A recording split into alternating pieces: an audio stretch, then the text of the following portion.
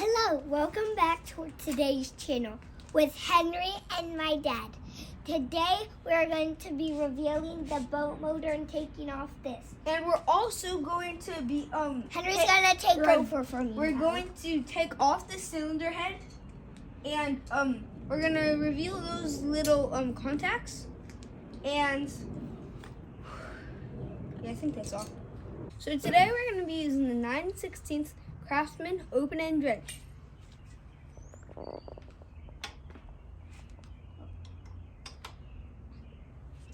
There you go. It's going up like butter now. Like butter, huh? I think I can do it by hand. I think you can. Look at that. I knew it was easy. And we're also gonna use pliers. Look at this. Okay, now don't block the shot. If we, Take a step back.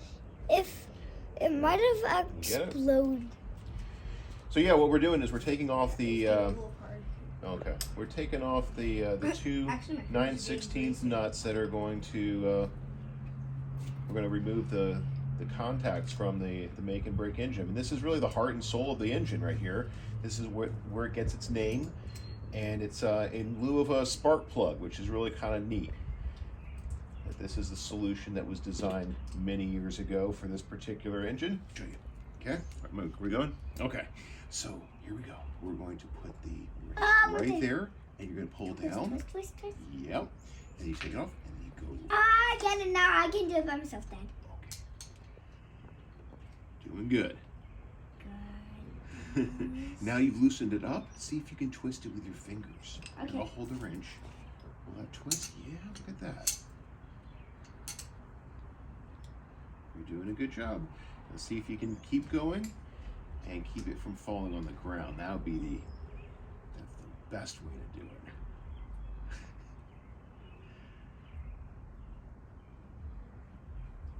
All right. Stop. I know this. Yeah, I'm not I stopping got you. You got it. concentration. Concentration did it. Good job. Whoa!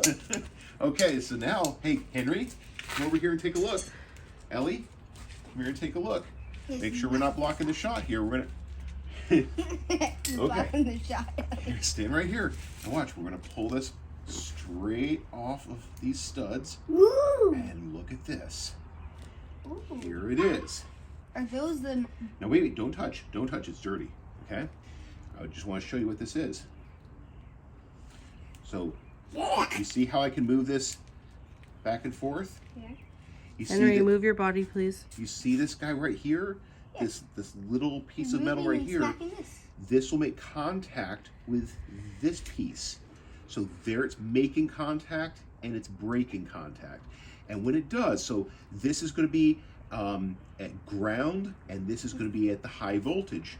And so what's going to happen is when it's connected, there's if we allow electricity to flow, it'll just flow no problem. But if we let that electricity flow across this and we lift up, it'll create a spark. And that spark is going to ignite the fuel and air mixture Henry, move your that's head, please. inside of this chamber.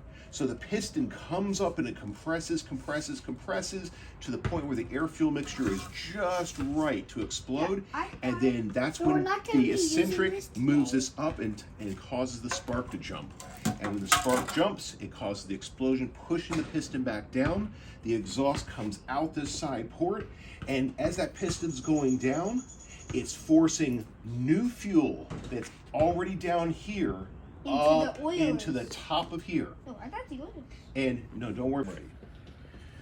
So whenever the air fuel mixture is on the top side of the piston, that piston's coming up to compress that air fuel mixture, and that's when the spark takes place. It happens every time at the top of the stroke.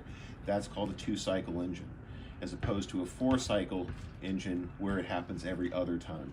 So it's kind of an interesting deal because you're drawing in new air fuel mixture into the combustion chamber almost at the same time that you're causing the exhaust to go out. So when you got the explosion on the top side, it pushes the piston down, all that exhaust is making its way down and it starts to come out the exhaust port.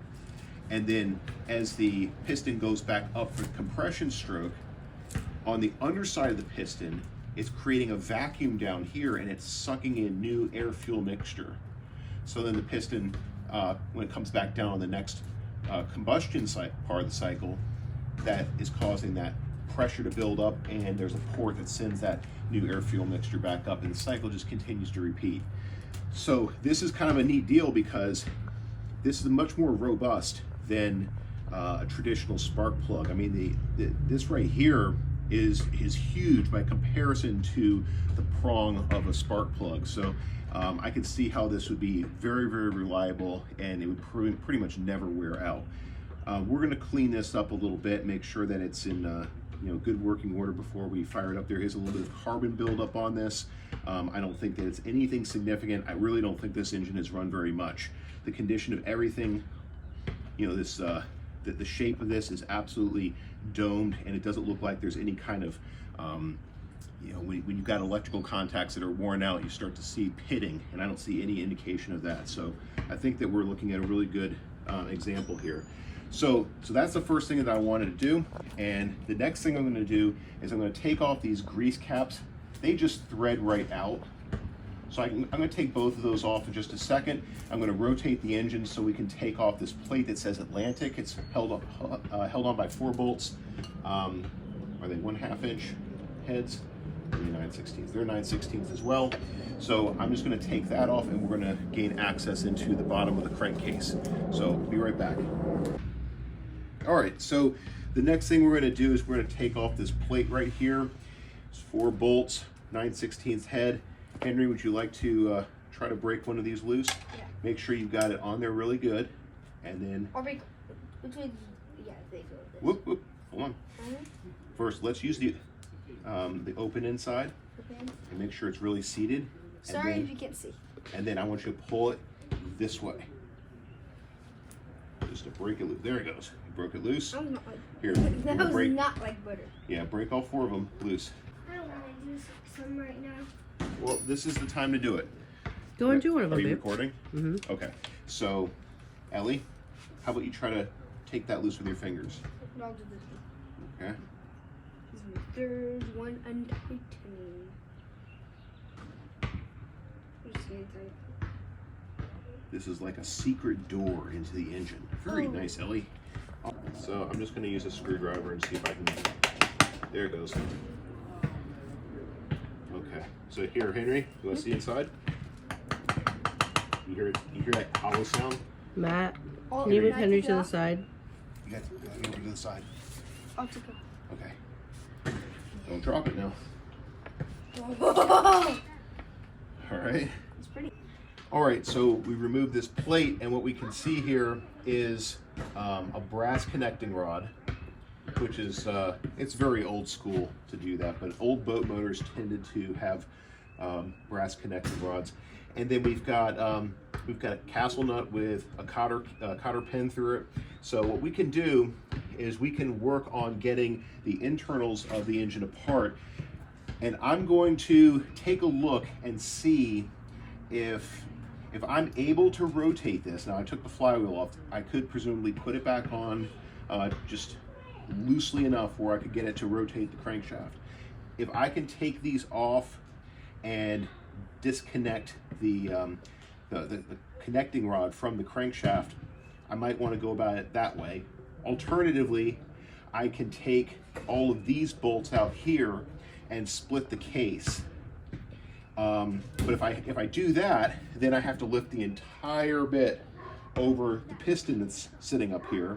So maybe what I want to do, see, I'm thinking out loud here, maybe what I want to do is take these bolts out first, because this is a more manageable size piece, and lift this up and have somebody that is able to protect the piston from flopping over one side or the other and getting damaged by the housing. So that might be the way to do it. So if we take this off and now we've got this piston that's kind of dangling, we can protect that. And then the next thing we can do is we can split the case and we can remove that. And then finally we can disconnect the, we can actually at that point remove the entire crankshaft, piston, and connecting rod assembly, because it'll just be cradled in this lower part of the casing. And then from that point on, we can take apart the connecting rod bearing, and we can start to make sure that everything looks as it should, and we can start taking measurements of everything. Okay, so I think that that's the direction we're going to go. I think we're going to take these 4 bolts out. I'm going to make it a 2-person operation where I can pull this straight up, where somebody can make sure that the piston is protected. And then the next thing we'll do is remove all of these bolts to split the case. We'll remove that piece from the clearing the piston. And then at that point, the piston connecting rod and crankshaft will all be able to lift right off of the lower half of the case. And that is unless I see some other interesting access point underneath the engine, which I haven't really looked for, but I kind of doubt it because, you know, for one, if you think about this in terms of serviceability, they're probably not going to provide an access point on the bottom of the engine because that would be the most difficult place to access anything if it was actually in a boat. So seeing how they designed this up to this point and the clever tricks that they put into in terms of engineering solutions, I really doubt that they would do anything silly like that. So I think that's what we're going to be doing, is we're just going to be removing bolts from the top and deconstructing it as we go. So that'll be the next thing that we do in a future video. I think by the next time I come back to you, I'll have removed the ground cable here, and that's really it. Everything else is off. There's really not that many parts to this. You know, the flywheel, most of the time you're going to leave the flywheel on because you've got the ability to split the case. So aside from that, we've got a few parts. We've got a water pump assembly, we've got an ignition assembly, we've got the eccentric, and we've got the manifold that has the carburetor attached to it. And that's most of everything on this engine. So it's very, very simple. And a lot of these parts are easy to kind of, you know, fix up along the way. If they were to ever fail, you could, there's certain little tricks that you could employ that would get you back to shore safely. So it's a very cool engine. I'm really thrilled that we picked it up. So thanks for looking at it, and I will get you the next video soon where we take this apart and we actually take a look at the piston. All right, thanks.